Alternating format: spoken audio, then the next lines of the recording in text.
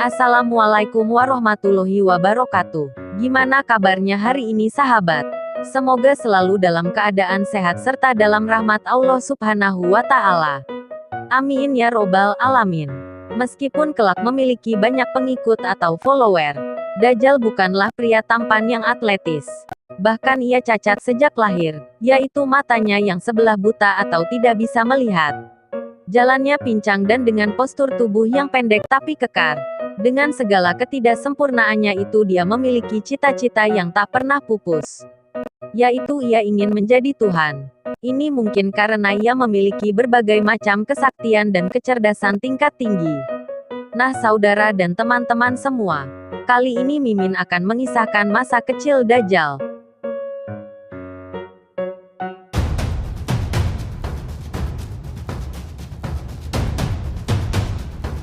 Sebelum lanjut silahkan subscribe dulu, like, komen, dan share, agar si empunya channel jadi tambah semangat.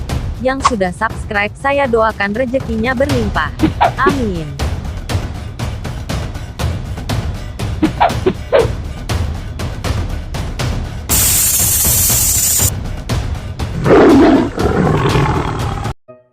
Kisah berikut adalah kisah Israiliyat yang Mimin rangkum dari berbagai sumber. Tidak ada hadis atau dalil yang kuat tentang kisah Dajjal sewaktu dalam pengembaraannya kecuali hanya sepenggal-sepenggal. Jadi mungkin akan banyak perbedaan dengan kisah di luaran sana. Harap dimaklumi. Dajjal lahir dari pasangan suami istri keturunan Yahudi. Tepatnya 100 tahun sebelum kelahiran Nabi Musa. Ayahnya bernama Samun. Samun mempunyai istri yang mandul. 30 tahun mereka tidak mendapatkan anak. Suatu ketika Azazil atau iblis datang dalam mimpi istri Samun, bahwa jika mereka ingin mempunyai anak, maka mereka harus melakukan sebuah ritual di kuil pemujaan berhala. Maka ketika mimpinya diceritakan ke suaminya, mereka lantas pergi ke sebuah kuil, tempat di mana mereka selalu mengadakan penyembahan ke berhala mereka, yang berupa patung anak sapi. Ritualnya adalah mereka harus melakukan hubungan badan saat istri sedang datang bulan. Di depan patung anak sapi yang mereka sembah. Ketika itulah Azazil turut serta dalam hubungan suami istri itu. Yang artinya Dajjal mempunyai ayah lahir dan ayah batin. Ayah lahirnya adalah Samun. Dan ayah batinnya adalah Azazil. Singkatnya si istri pun hamil dan melahirkan anak laki-laki. Anak itu diberi nama Musa. Jadi nama Dajjal adalah Musa bin Samun. Dajjal adalah gelar yang disematkan oleh Rasulullah untuk para pendusta dan penyebar fitnah. Saat bayi, Musa ini hanya tidur sepanjang hari. Tidak mau menyusu ke ibunya. Hingga menyebabkan payudara ibunya mengalami pembengkakan. Selama 3 bulan ibunya sangat menderita karena pembengkakan pada payudaranya. Sampai akhirnya ibunya meninggal. Suatu ketika Musa atau Dajjal ini merangkak dan tidur di pangkuan berhala yang disembah ayahnya. Hingga orang di kampung meyakini bahwa Musa adalah anak yang membawa berkah. Hingga Musa pun diminta oleh sang raja. Karena raja tertarik ingin memelihara anak si Samun tersebut. Tapi Samun menolak. Hingga ia pun dibunuh oleh prajurit istana. Kurang lebih 1 tahun Musa tinggal di istana. Sampai ketika Allah mendatangkan banjir bandang ke negeri itu. Karena penduduknya yang menyembah berhala dan melakukan kemaksiatan yang melampaui batas. Lalu Allah mengutus malaikat Jibril untuk menyelamatkan Musa bin Samun itu. Jibril membawa Musa ke sebuah pulau kecil. Pulau itu dihuni oleh makhluk-makhluk aneh. Di antaranya ular besar dan hewan berbulu lebat dan tinggi besar. Hewan ini bisa berbicara layaknya manusia. Malaikat Jibril menyerahkan anak kecil itu ke Al-Jassasah.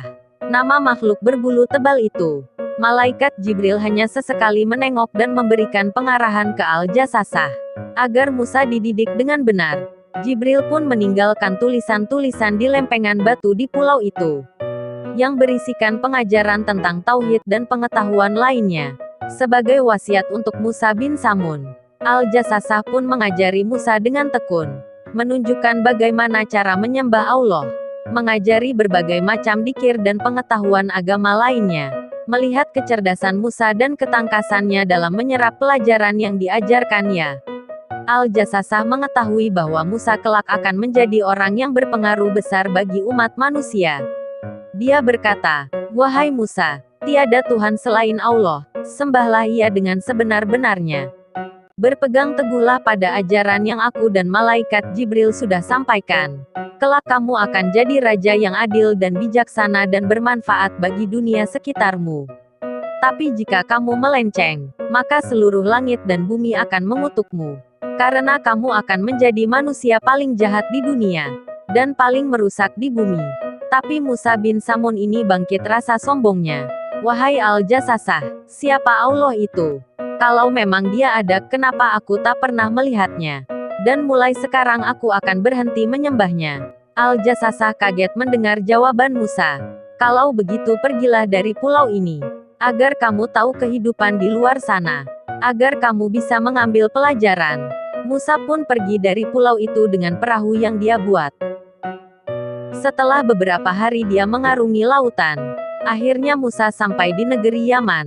Di situ dia mulai mengembara, sampai akhirnya dia bertemu dengan seorang filsuf. Musa pun menawarkan diri untuk menjadi pembantunya. Tentu filsuf ini menerimanya dengan senang hati karena dia melihat kecerdasan Musa.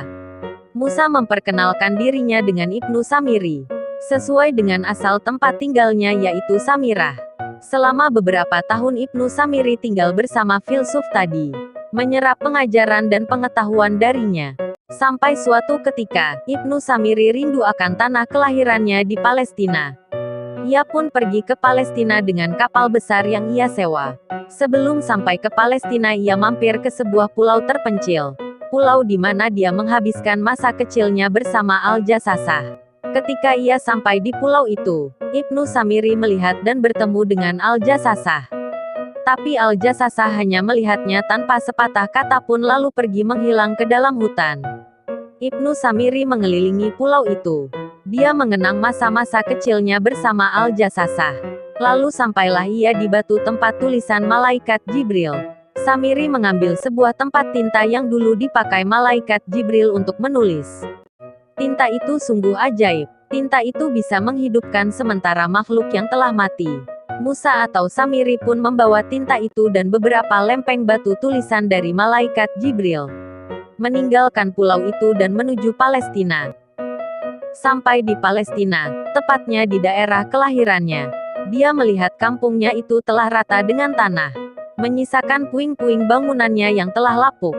Lalu Ibnu Samiri pergi menuju Mesir. Di sana dia bertemu dan tinggal bersama seorang tukang sihir. Tukang sihir itu menceritakan tentang Nabi Musa, tentang dakwah dan mukjizat-mukjizatnya Nabi Musa. Samiri sangat tertarik dengan cerita tukang sihir itu. Lalu dia pergi ke Nabi Musa dan meminta untuk bergabung menjadi pengikutnya Nabi Musa. Setelah beberapa lama tinggal bersama pengikut Nabi Musa, Samiri sangat takjub dengan mukjizat Nabi Musa.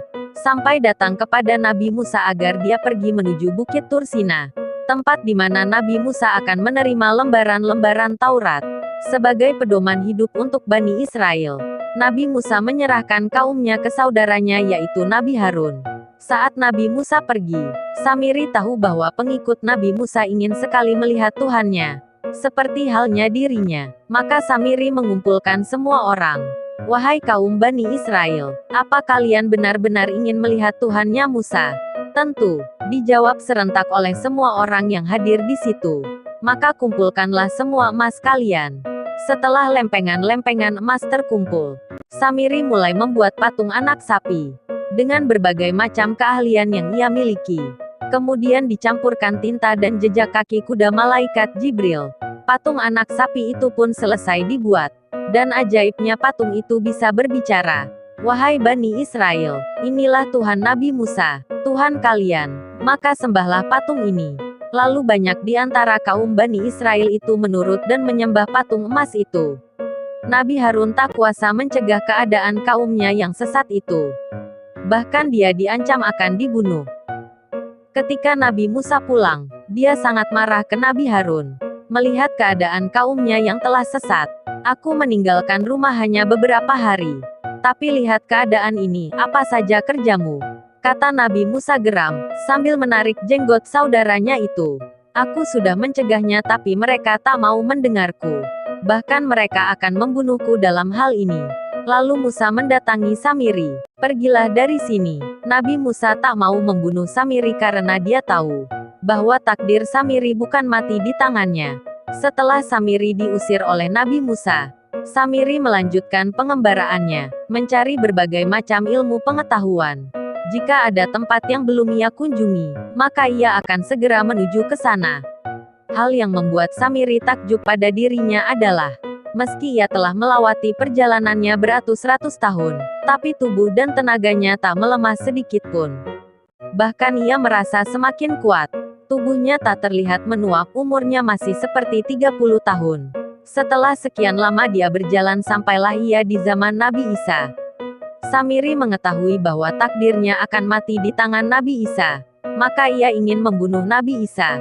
Tapi Samiri tak berani menghadapi Nabi Isa secara langsung. Maka ia mengutus orang kepercayaannya untuk membunuh Isa bin Maryam. Dengan menebar fitnah dan dukungan politik dari raja di zaman itu, Samiri pun berhasil membuat Nabi Isa diburu dan akan dibunuh. Tapi Allah menyelamatkan Nabi Isa dan mengangkatnya ke langit.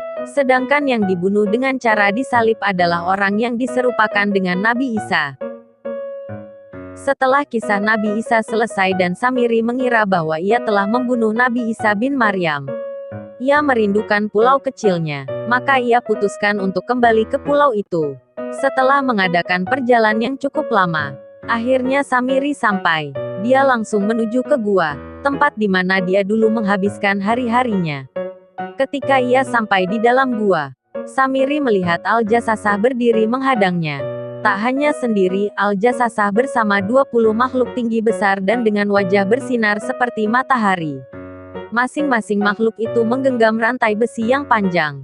Samiri tahu bahwa rantai itu bukan rantai biasa atau rantai yang terbuat dari logam di bumi. Samiri ketakutan, tubuhnya menggigil. Samiri tak pernah merasakan hal seperti ini sebelumnya. Tak lama Samiri pun pingsan. Dan ketika sadar, tangan dan kakinya telah dibelenggu dengan rantai besi. Dia mengerahkan kekuatannya untuk melepaskan diri. Tapi rantai itu tak terpengaruh sedikit pun. Al-Jasasah merawat Samiri di dalam gua. Dia selalu memberikan makanan dan buah-buahan ke Samiri. Tapi Al-Jasasah tak mau bicara lagi dengan Samiri. Tinggallah Samiri di dalam gua dengan rantai membelenggu kebebasannya. Sampai waktu yang telah Allah tentukan. Wallahu alam bishawab.